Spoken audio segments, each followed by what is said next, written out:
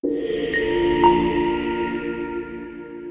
me ask you a quick question. Do you consider yourself a confident leader? You know, when I think back to my journey as a conflict chick, this journey began in my really in infancy. I came into this world one way, grew into a version of myself, and then entered corporate America at 18 and found myself lost again. I spent almost 30 years trying to find this version of myself. Hi, I'm a global speaker, consultant, and coach around conflict resolution, and I'm here to share with you today a couple of things about my journey as to how and why I have become the collaborative leader that I am today. You see, I didn't choose conflict. Conflict literally chose me. And in choosing me, what it did is it helped me uncover some things that we all should know about ourselves. Number one, we all have some level of fear, some level of expectation, and some hidden joy. And the thing is, all three of these work in unison, but it's not always easy for us to find our true selves on the journey. So when I think back to being a collaborative leader, a lot of my clients say, how do you do the work that you do? How do you get us to move in ways that we haven't moved before? And the reality is, you will move yourself.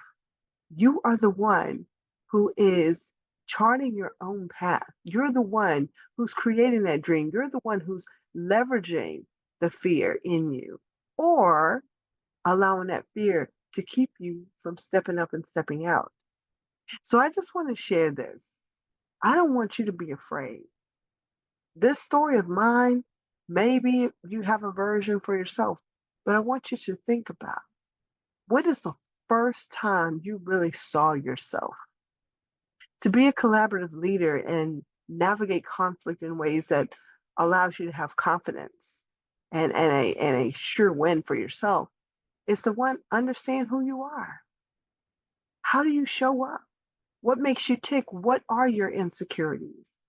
And in those insecurities, what should you do to move yourself to the next level, regardless of how you feel?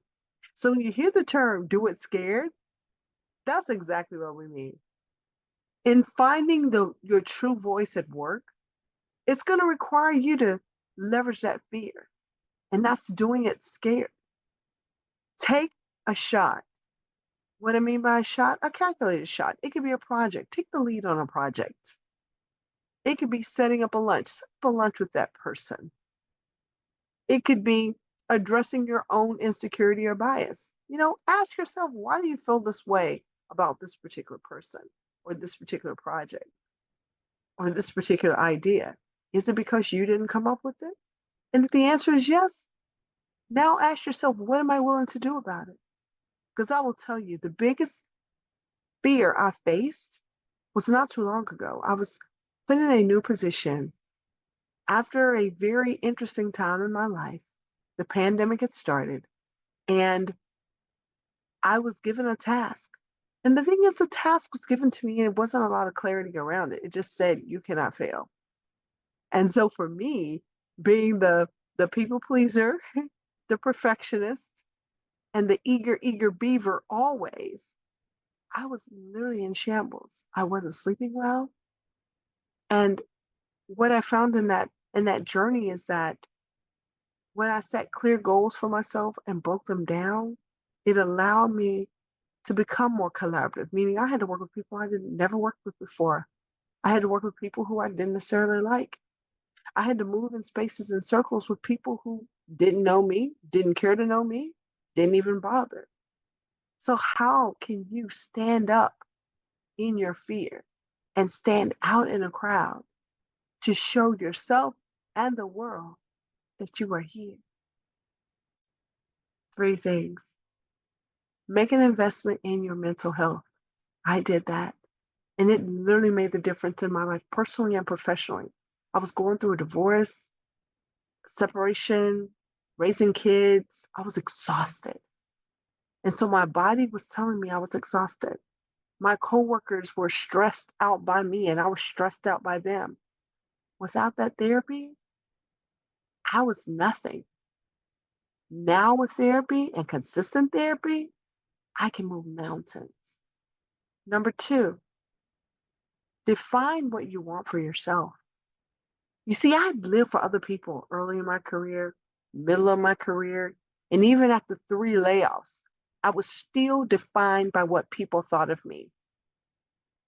Several years back, I decided when the pandemic hit, I'm not going to do that any longer because I don't know how long I have. So I live boldly every single day. And I would just encourage you to live boldly every single day. I don't care your age. I don't care your location. I don't care your anything, class. I don't care. I want you to care about what you want.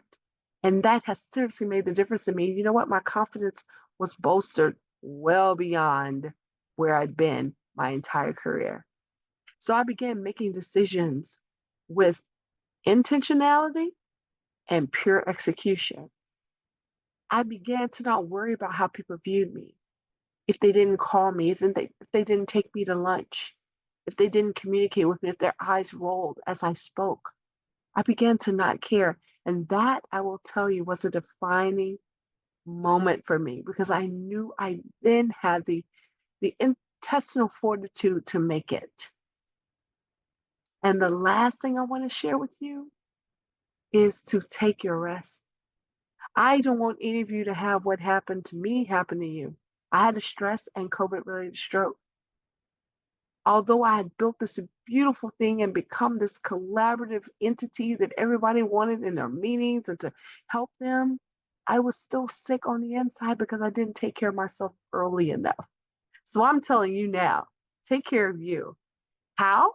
Spend at least 1 hour each day with yourself. Set up rituals of meditation, mindfulness. Watch a video.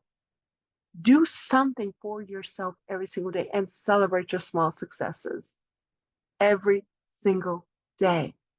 We all have the same 168 hours in a work week. So I want to encourage you to spend at least 5 to 10 of those with just you. So that's my story and how I came to be the conflict chick. My mind and my body are now aligned with my work and my worth. And I want to encourage you to make that step for yourself this year. Write things down. Tell me below what you plan and intend to do this year. It's going to separate you and build you. Confidence is not optional, it's a requirement. And it helps liberate you in ways that you could never imagine. So don't forget, like, share, and subscribe. And also tell me what you're working on. I want to hear from you. Because after all, we're in this together. And together we can build communities, workplaces, and families that we all desire and deserve. Enjoy your day. Don't forget, like, subscribe, and follow. Have an amazing day. And we'll see you on the next video. Keep going. Peace.